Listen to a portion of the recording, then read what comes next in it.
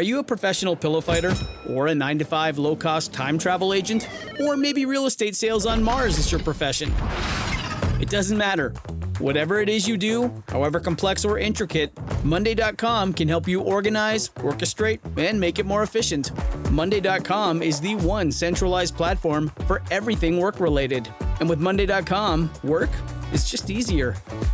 Monday.com, for whatever you run. Go to Monday.com to learn more.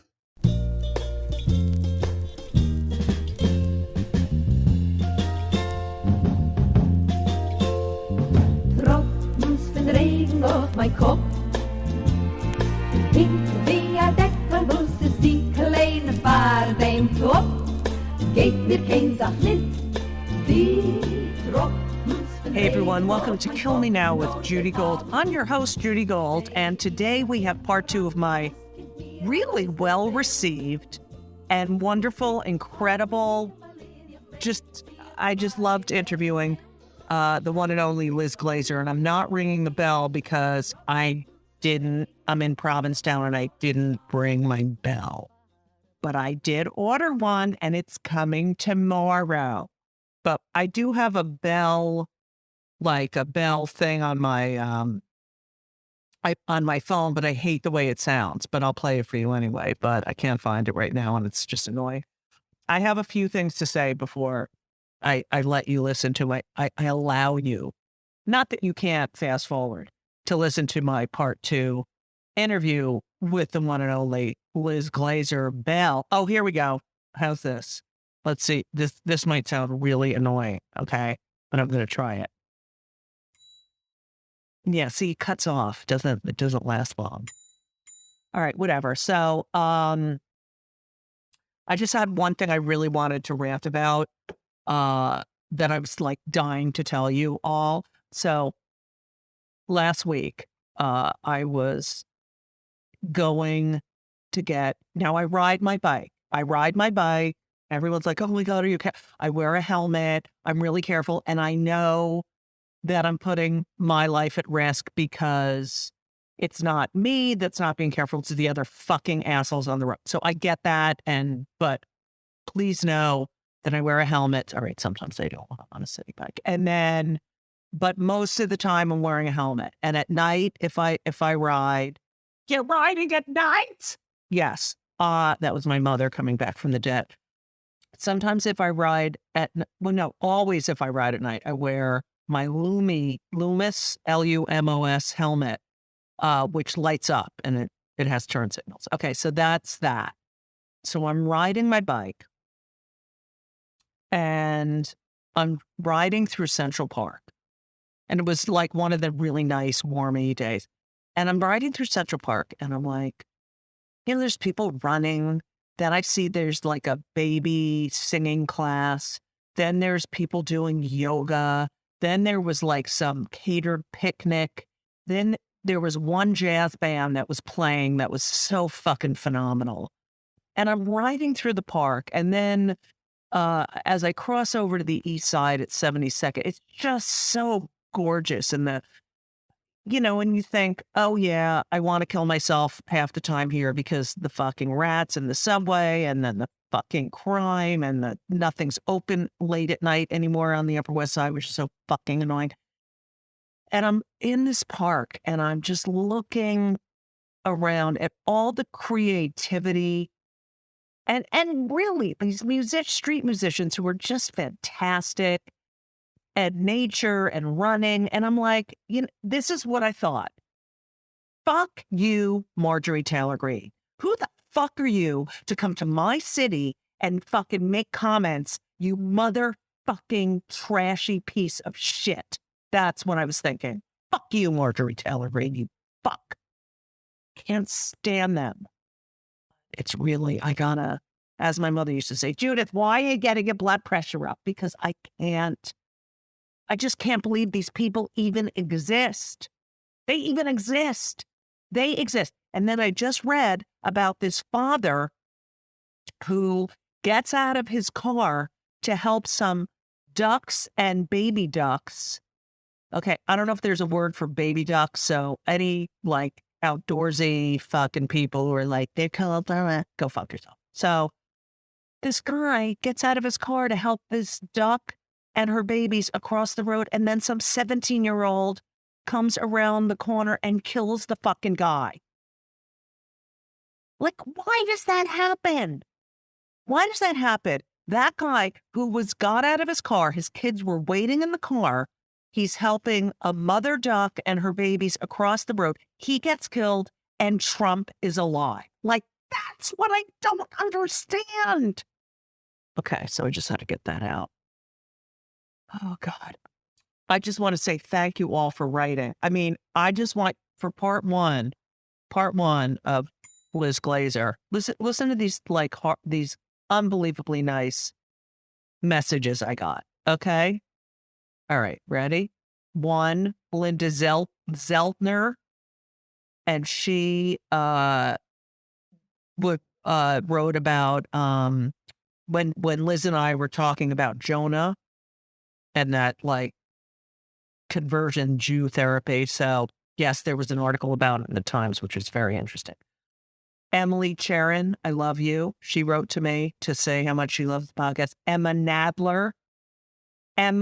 Nadler, who has a new memoir, The Unlikely Village of Eden. So check that out. Let's see, who else? Listen to this. Christine. I don't even know what her last name is, but her name's Christine. William Fagan, who I love. So I just love all your love and support. And what else? I don't know what else to say. Yes, I just want to let you know that next week I will be in Israel, but I'll pre-record. I'll record before I go. Not that so I'm up to date on everything. But I'm going to Israel with A Wider Bridge, which is a great organization. And we're going on a mission. And A Wider Bridge is check it out. It's a nonprofit that connects LGBTQ plus communities in the U.S. and Israel and advocates for LGBTQ rights in Israel. So I'm going there. To do good. Because I'm a do-gooder. I'm a good doer. Whatever the fuck it's called. Anyway, so that's all from me. And I love you all for listening. I'm gonna, FYI, my show in Provincetown starting June. I have to tell you before I even do that. June 22nd, I am at the Gordon Center for Performing Arts in Maryland. And that is in Owings Mills, Maryland. Gordon Center for the Performing Arts. That's on Thursday, June 22nd. Okay. So I'm just letting you know that. And then starting on June 25th, I will be in Provincetown doing my show, Everything Hurts Everywhere All at Once. And the poster's fucking amazing. So check that out if you come to Provincetown. And now I want you to sit back. I want you to relax and enjoy my interview with the overaccomplished, making you feel like an idiot, but lovely and funny. And check out that it's Sunday, New York Times, this past Sunday, big article about grief and comedy, which mentions my guest today. So I hope you enjoy. And her album's doing just great. And she's just great. So get her album.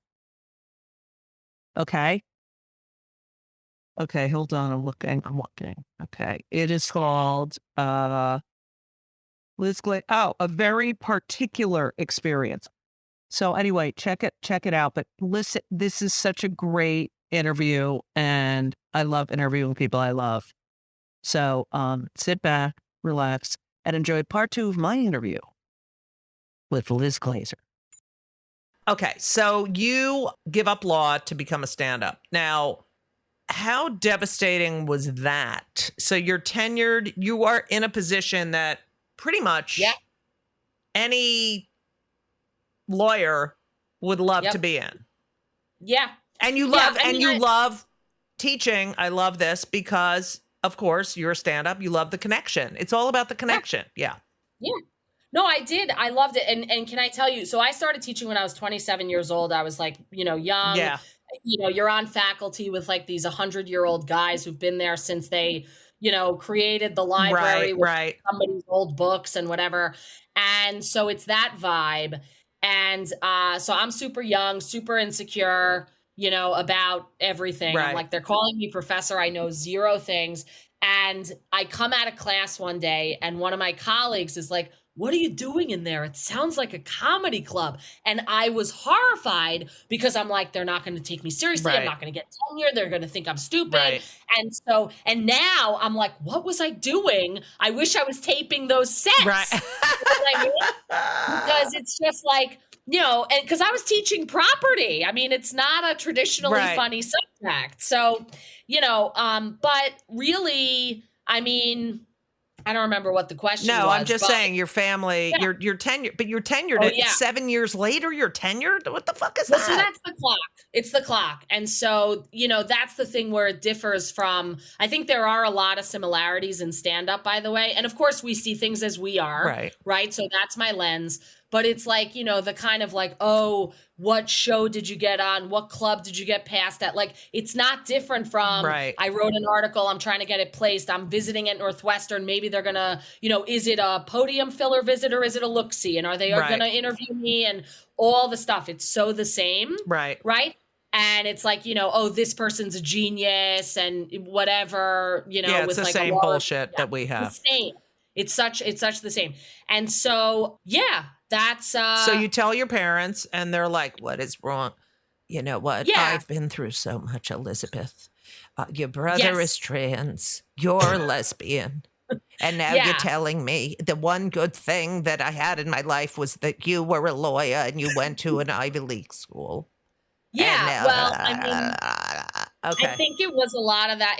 My parents are, both of them, my dad was like this, my mother is like this and was like this also.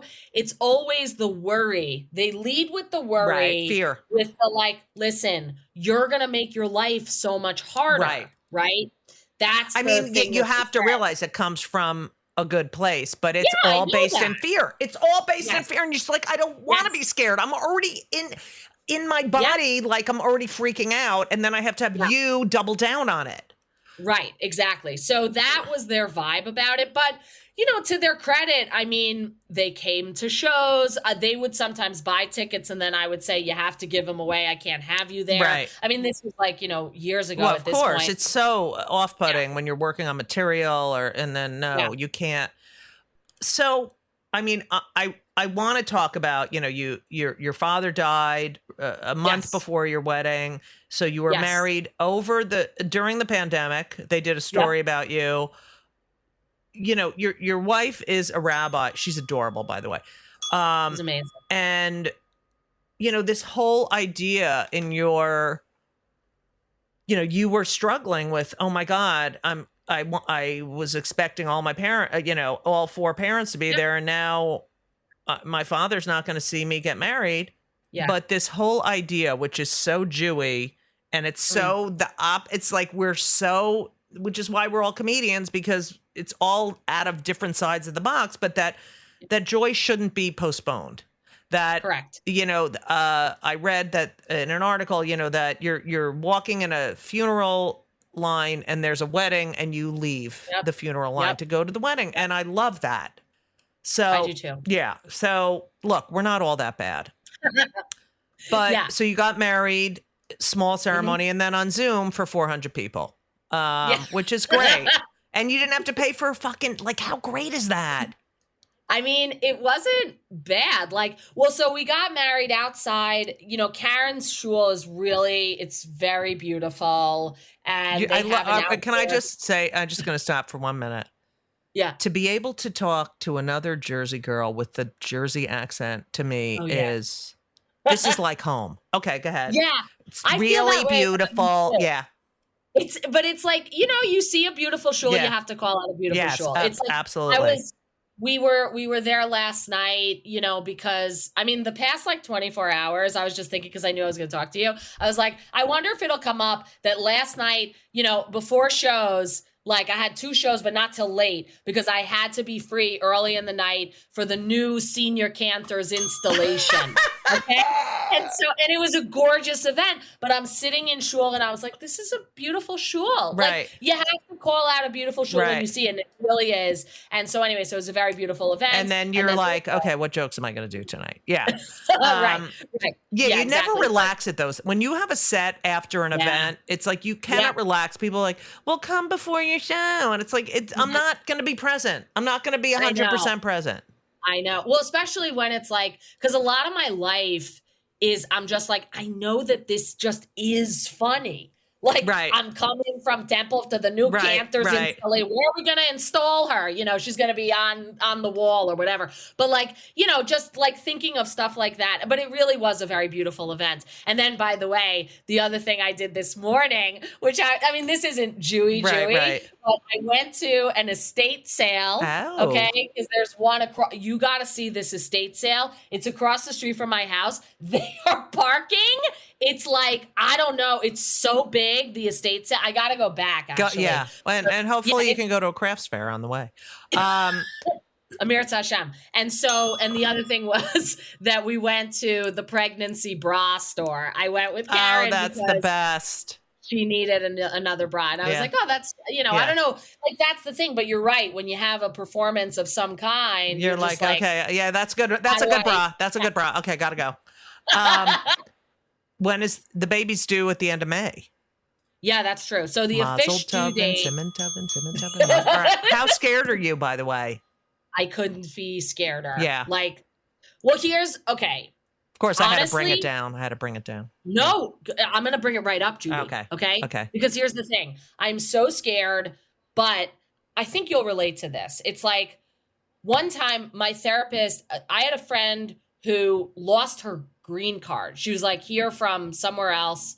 I knew her from a writing class. That doesn't matter for the story, but just to set the stage.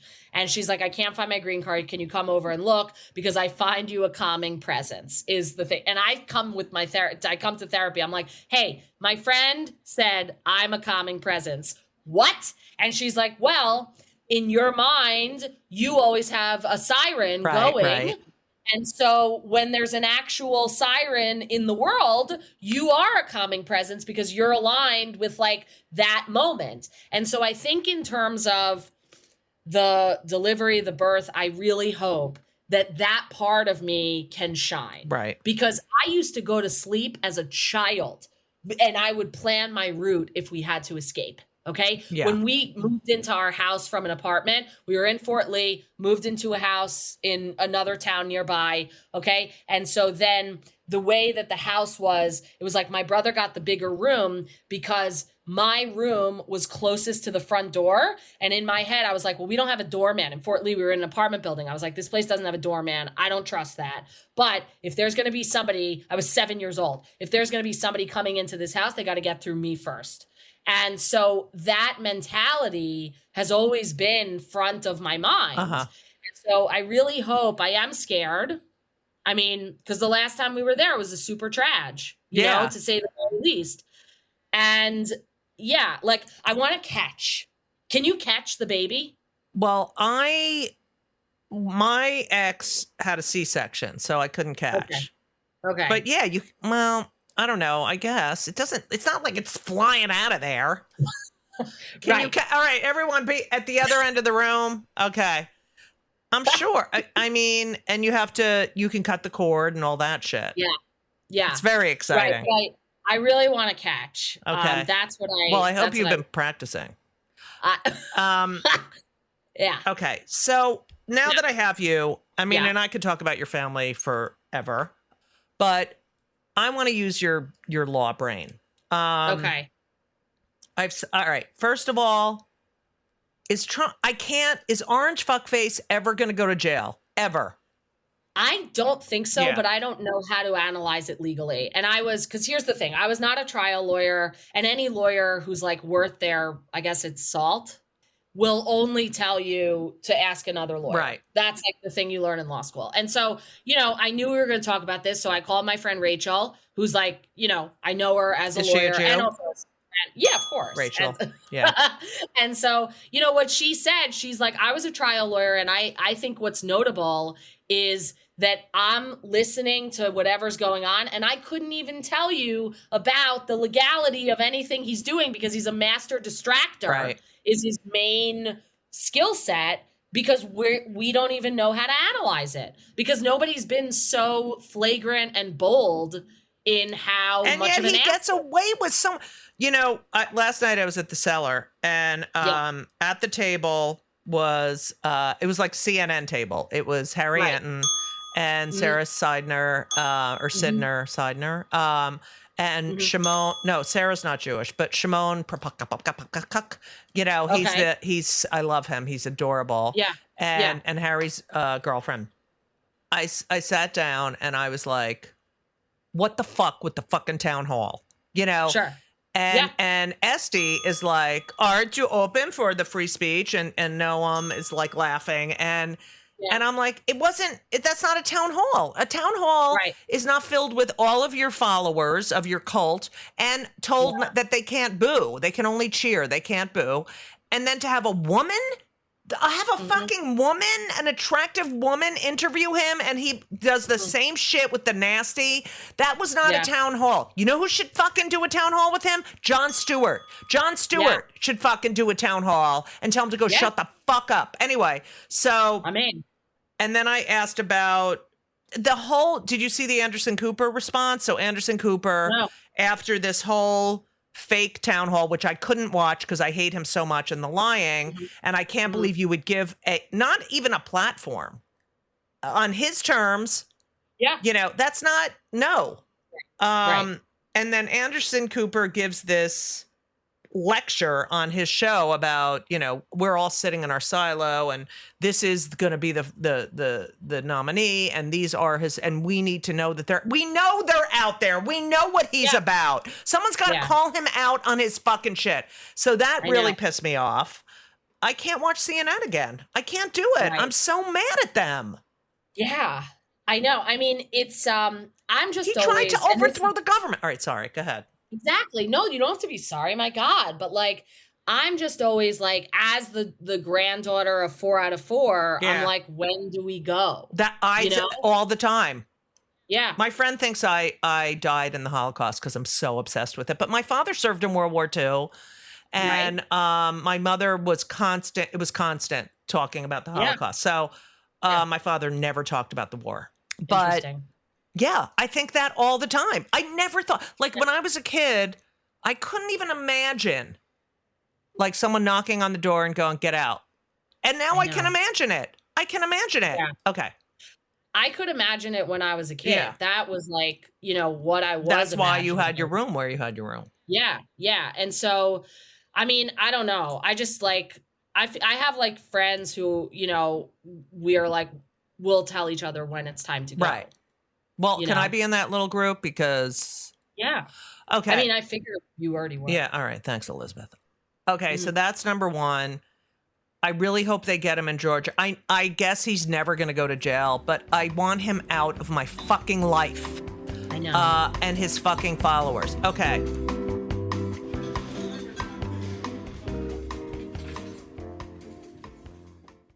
This episode is brought to you by Progressive Insurance. Do you ever think about switching insurance companies to see if you could save some cash? Progressive makes it easy to see if you could save when you bundle your home and auto policies. Try it at Progressive.com. Progressive Casualty Insurance Company and Affiliates. Potential savings will vary. Not available in all states. George Santos, that motherfucker. Is he going to go to jail? I mean, I don't know. I really don't know. Oh my God, Liz! I know. I'm sorry. Liz, he's got to go to jail. It's like all that, you know, wire fraud and he's a fucking compulsive fucking liar. And they all hate him in the Congress too. All right, go ahead. I mean, yeah, I just think like, and this is, again, I don't feel like I'm using my lawyer brain really. It's more just like, you know, there's a lot of systemic racism and like rich people, you know what I mean? Yeah. Like these are not the people who go to prison. Right. And it's like, that sucks, but it's real. Okay. this is an interesting conversation I had with my ex yesterday.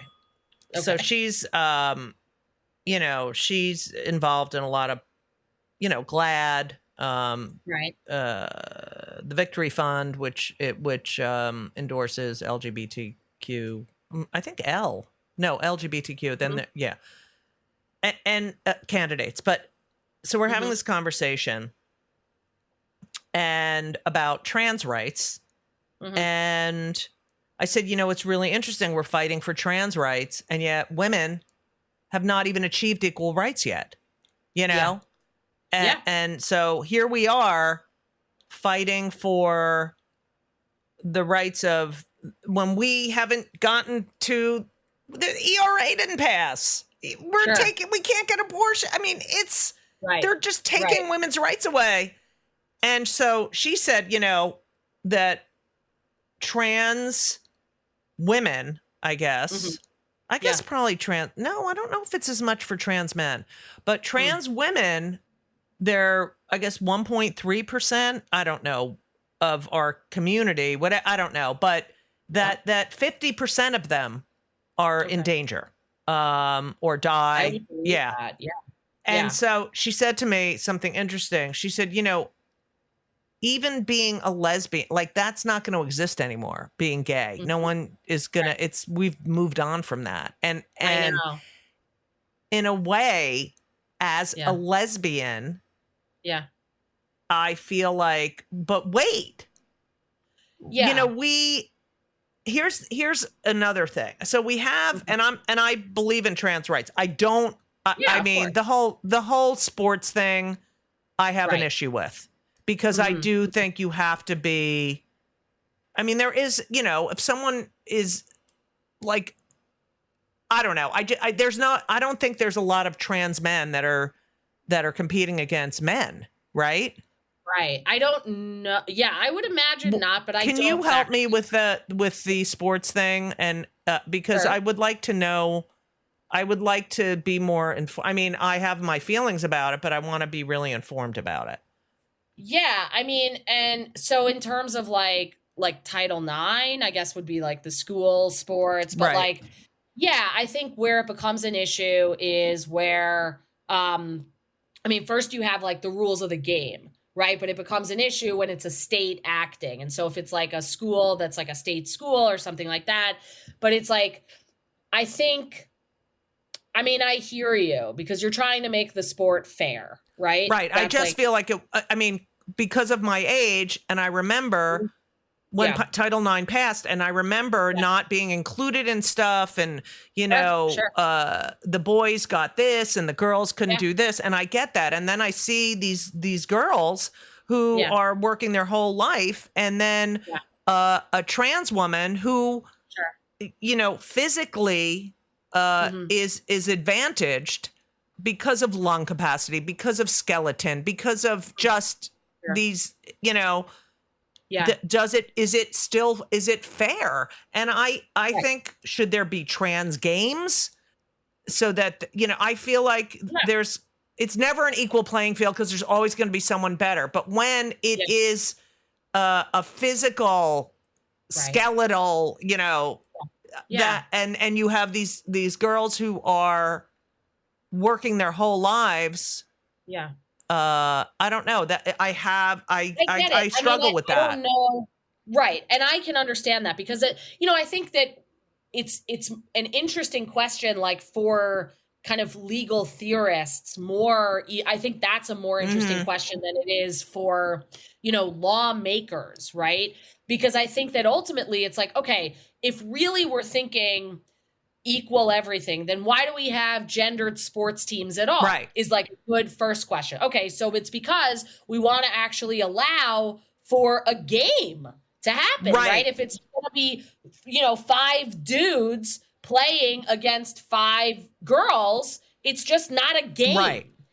And you want an equal playing field. Yeah. Yeah. And it's like, okay, so if we go back to that and then we're saying, okay, well, these women are of course women, but for the purpose of the sport, then is there a different definition of women? And of course it goes down like a scary path and a slippery slope theoretically, but I think it's an interesting question because of the reason for having gendered teams at all. Right. You know? So, right. And we've already split it. And now, you know, it's like you can't, people are afraid to even talk about it because then you're anti-trans, and I'm not anti-trans.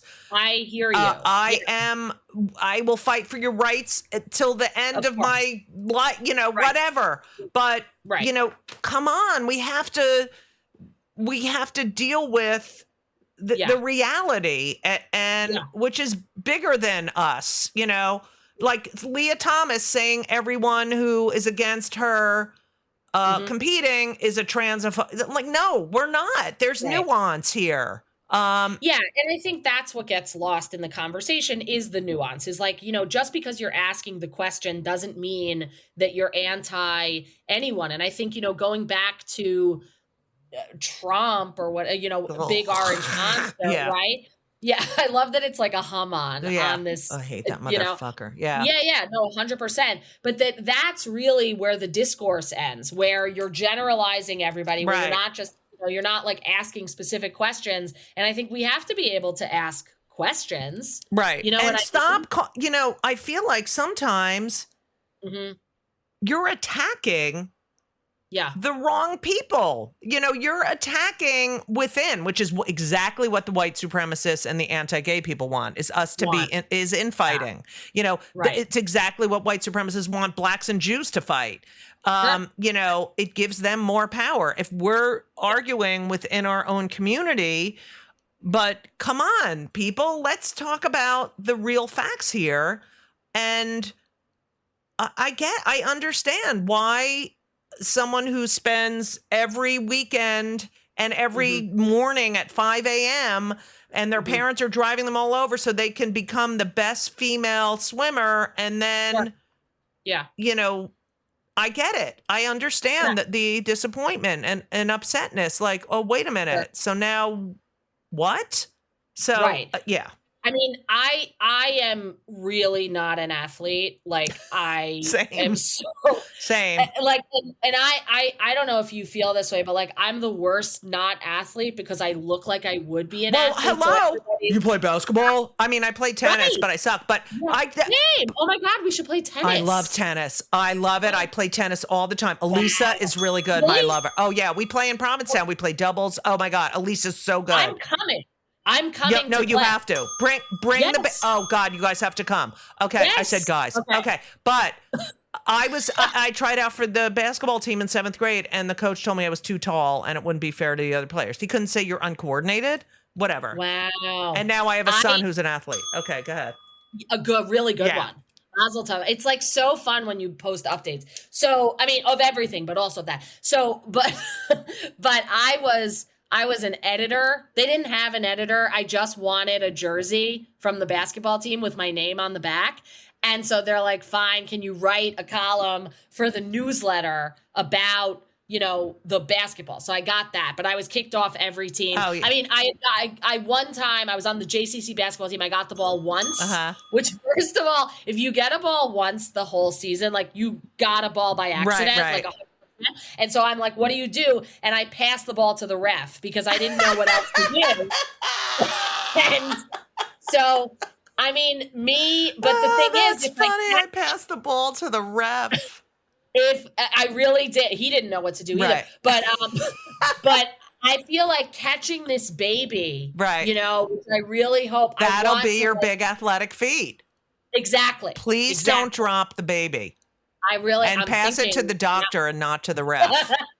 Yeah. Are you the ref? Yeah. That's what I'm going to ask the doctor. Yeah. Okay. I think, wait, so I did that. Is there anything? Oh, I just want to say before we. Yes. I love that you have a fear of doorbells ringing. Oh, yeah. I really am. Well, because is that the whole part of the.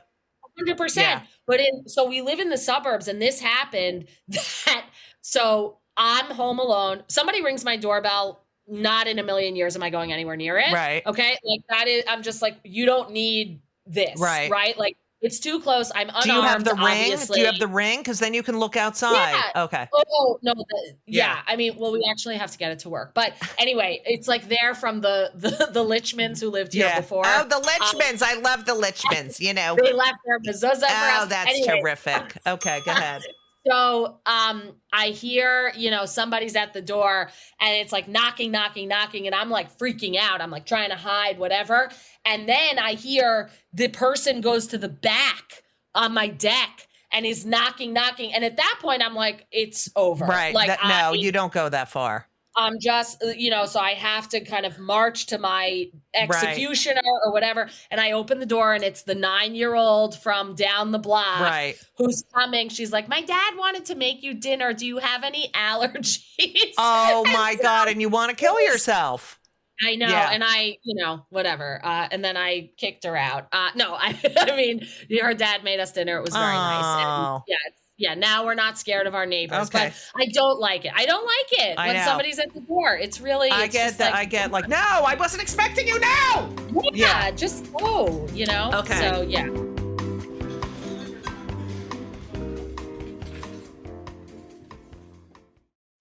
This week's episode of It's Judy's Show with Judy Gold is sponsored by BetterHelp. And if you know me, which I think you do because you're listening to my podcast right now, you know that I am a big advocate for therapy. I think it benefits everyone. I think there's so many people who need it, who don't partake. It is so important for your emotional health and well-being.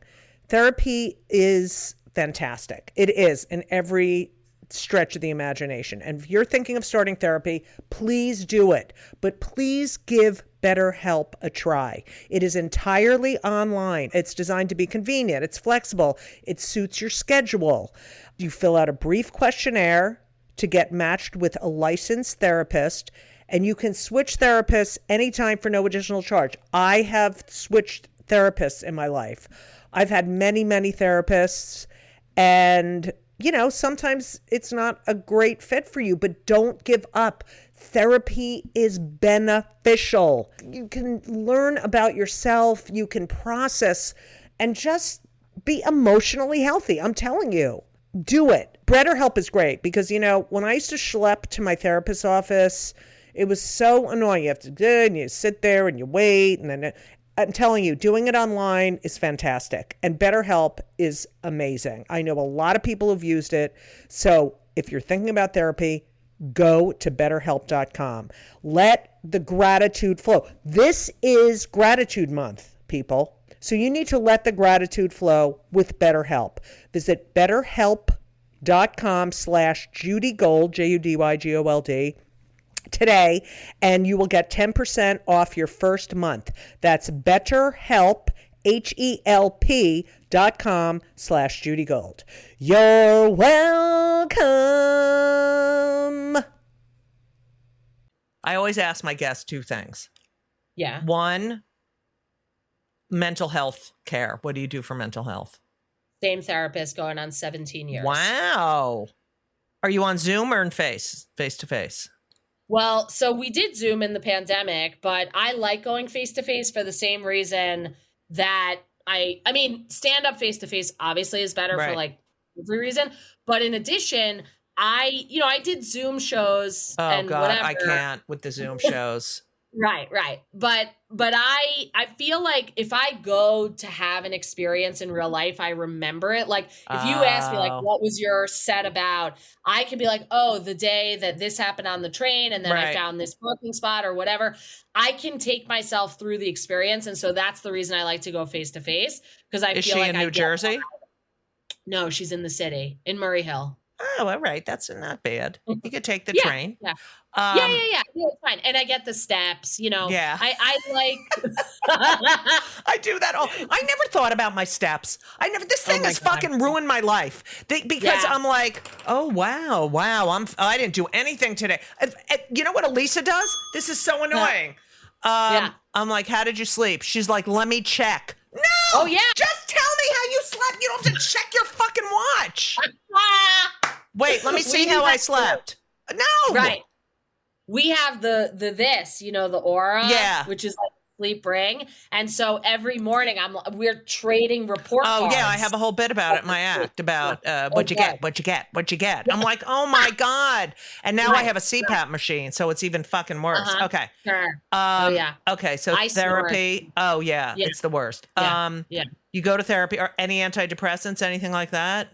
I've been on them in my life, but I'm not anymore. Yeah, I'm still on. I'm too afraid that I'll have, because I came off and I had a very bad clinical depression, and I get depressed. I had a bad week this week. I was like, it was like that low grade. Yeah, I get that. Yeah, and it's the worst. And everything you do, it's like, yeah. And you're like, I had to do this. You're like, and you're performing, and you're like, that's the only way I can describe it. Okay. And then, I call the podcast Kill Me Now, because as you know, because you know me, that I get aggravated at everything as a 10. And it's getting worse, Elizabeth. It's getting worse because I'm getting less patient, and I can't take it anymore. I can't take the way people, like the talking on the phone on the subway with on speaker. Yeah, right. It's like, it's bad enough I have to hear your part, and it's like, and I'm like, no, I'm trying to read. Right. I'm trying to fucking read. Like the other day I was on the subway. Okay. And some guy comes on.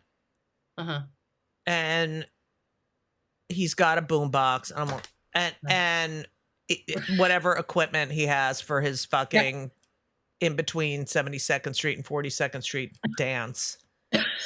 And he comes in, he's got the boombox and the whatever. And I go, ugh, really? And the people across from me just started laughing. And I was like, thank God no one's attacking me. Because I was just like, I just want to read. And now I got to listen to your music and watch you pole dance. And it's like, and then with the guilt and the, anything. And then you give them, you're like, here, take this candy bar. No, I want money.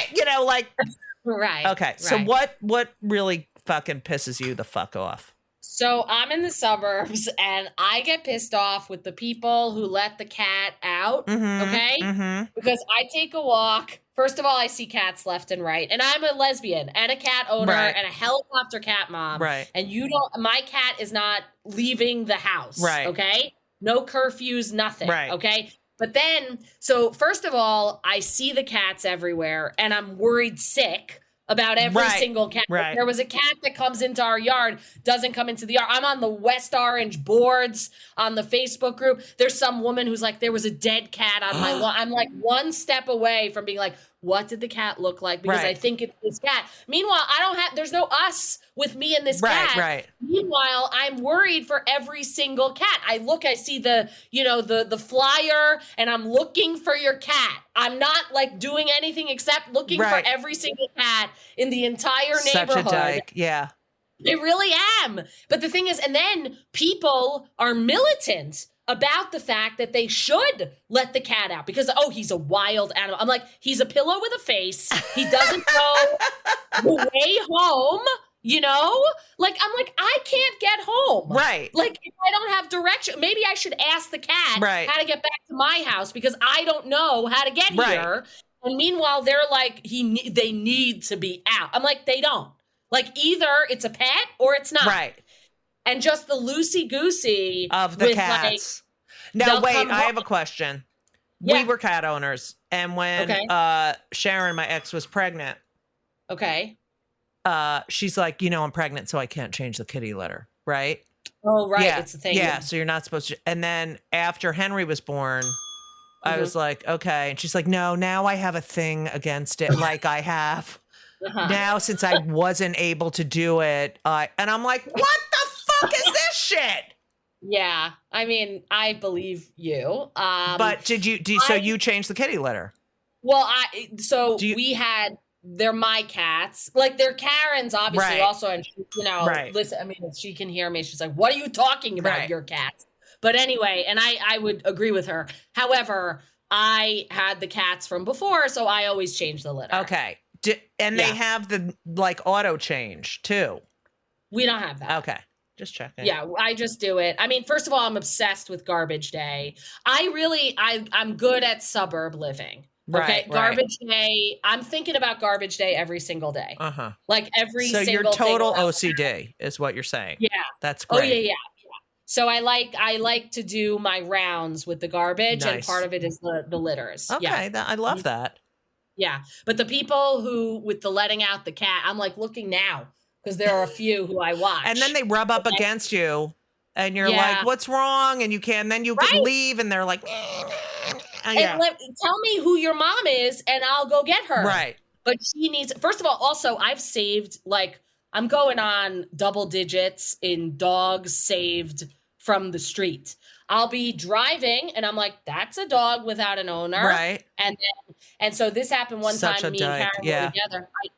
We're together. I see this dog. I'm like, we got to get that dog. We get the dog, bring it back to like where it led us a little bit, whatever. And the woman is on the phone and doesn't get off the phone. And I'm like, here's your dog. She's like, oh, he got out. I'm like, oh my God, I would punch her fucking cunty face in. Yeah. So, and I hope I mean, God forbid I would have to eat my words on this, because if Jack, like, you know, if anything like that, and I have sympathy, obviously, first of all, is for Jack every the single cat or the dog? Our cat. Okay. That's our cat. But, you know, I mean, he stays inside for a reason. And I don't mean this to anybody whose cats, God forbid, got out, you know, and it wasn't planned, but the planned getting out and the laissez-faire attitude. I can't. Yeah, I get it. Yeah. And then once you become a parent of a toddler, you're going to be like, oh my God, you're the worst. I can't believe I was worried about what kind of parent I was going to be, and you fucking suck. Like that's whenever people are like, I'm so worried. I'm like, you have no fucking idea. You have no fucking idea. I know. Elizabeth. Judith. I adore you. I hope we can work together. So are we going to work in that place that we're doing? Yeah. Okay. Yep. December. Yeah. Because I'm going to get my knee replaced. So I'll be using a cane. Fun. Yeah. Yeah. But hopefully before then also. Okay. Now listen, Elizabeth, yes, I would like to know, I want everyone to download your album, A Very Particular Experience. I want you to tell everyone where to find you on the socials, the bane of my existence. But yeah. Sure. Yeah, I mean, you can always go to my website, which is www.dearlizglazer, like dear, like you're writing a letter. Dear Liz Glazer. With a Z, Glazer. I love how you say www. That is so Toby. That is Toby. www.dearlizglazer.com. Yeah. So that's like the portal that's most direct. And then, you know, are you on the Insta and all that bullshit? Yeah. At Liz Glazer. My Twitter recently got hacked. Twitter is, I'm done. I think I'm done. I think it's over. Yeah, I mean, I lodged the complaint, but like, you know, it's like somebody was like, you're apparently tweeting about cryptocurrency once an hour. And I'm like, anyone who knows me knows I do that max once a day. But like, yeah, so it's like, you do? Whatever. No. I don't know. I was like, wait, she does? Okay. No, nothing. And I have no idea. I barely know how to use a dollar. But it's, so ask the cats who are outside. They know everything. But okay. At Liz Glazer. And where anything coming up besides the birth of your new child? I mean, you know, what do we have? Yeah, I don't think that there's anything like super on the horizon. Yeah, because you're going to say, you need to take a little time off and do the bonding. Yeah. And I have shows. Yeah, you can go out and get a little, you know, get away for, you know, 2 hours. But, you know. Yeah. Yeah, I'm headlining Vermont Comedy Club July 19th. Oh, that's fun. Where's that? It's in Burlington. I love that club. Oh, I have never been. Oh, really? Yeah. Oh my God, I'm going to tell them. You're like my publicist. Yeah, oh, I really? would do Vermont. I will. Oh, tell them. Yeah. Yeah, totally. We need to do some Leslie Jew shows together. That would be amazing. Yeah. So that's, I think, my first like club headlining and whatever. But yeah, I mean, and you're gonna have so much new material. Yeah. I think so. No, I know so, Elizabeth. I've been through this shit.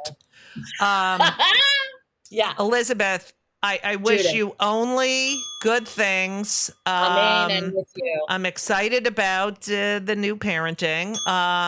And you are a delight, a genius who threw her life away to do stand up. And it was wonderful having Toby on here and Victor.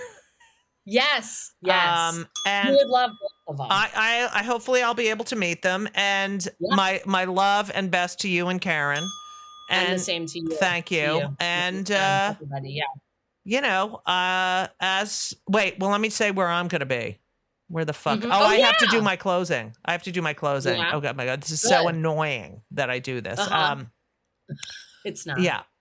Okay, I'm going to Israel on the 29th for a wider bridge, which is they're bridging the Jews, the religious Jews, and the LGBTQ plus community. We're visiting some trans centers and stuff. It's going to be great.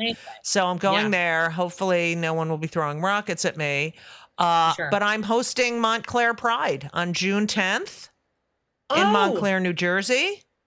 Wow. Yes. Okay. I also will be on June 15th. Oh, no, that's a private. Then on June 22nd, I'm at the Gordon Center for the Performing Arts in Maryland. Oh, okay. On Gwynbrook Avenue in Owings Mills, Maryland. I heard there's a lot of Jews there. My parents-in-law. Yeah, and then I begin the Post Office Cabaret in Provincetown on June 25th. And I'll be going to the Montreal Comedy Festival in mid-July, but the rest of the summer at the Cape. And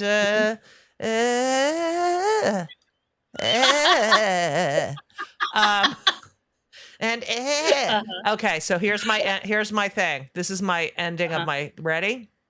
Yeah. Oh, and my show's going to start touring. Tell everyone how great my show was while I look this up. It was so great. Okay, thank you. It's amazing. Oh, thank you for coming. Oh my God. I wanted to, and it's like it exceeded expectations. It's just like, it's fantastic. And it's the kind of thing that honestly, because I taught First Amendment, like I would have taken a class to see it. Do you have people taking their classes? Taking what class? Wait. Like a field trip. We're going to see your show. Oh yeah. Well, I had student matinees. But, you taught First Amendment. Oh, my God. Yeah. You're coming back on. So we can talk about the fact that Marjorie Taylor Cunt and, that they can get away with just fucking lying. I don't know why lying is protected by the First Amendment. And fucking Santos lying. Okay, wait a minute. Yeah. Wait. But I think that law students should go see your show. That's what I'm saying. Elizabeth, you are, I really, it is really about the First Amendment and that I need a facelift. Hold on. I can't find the template for my closer, so I'm just going to make it up as we go. But first of all, I just want to say, thank you to Elizabeth Glazer. Toda rabah. Toda rabah, that means thank you very much in Hebrew. Yep. Kill Me Now is produced by Laura Vogel, whose mother doesn't like the doorbells, so this is for Laura's mother. Edited by Colin Schmaling, and everything else in my life is done with the help and aid of Brittany Jo Sowards, Richmond. She married a Jew. Please subscribe and leave a review. Seriously. It's like, I've been doing this for 8 years. This is by the way, Liz, part 1 of our show is my 400th episode. Simon Tuvin, Mazel Tuvin, Simon Tuvin, Mazel Tuvin. Okay, so, please leave a review and give me 5 stars. Like, there's so many people with stupid podcasts, and they just have good names, or they talk about fucking people and anal, and I really, I think it's fun. All right. And get my book. Yes, I can say that. Strictly vaginal, no names. Right. On here. Exactly. get my book, come see my show, and as we always say, as we sign off on Kill Me Now, in homage to my mother. So long.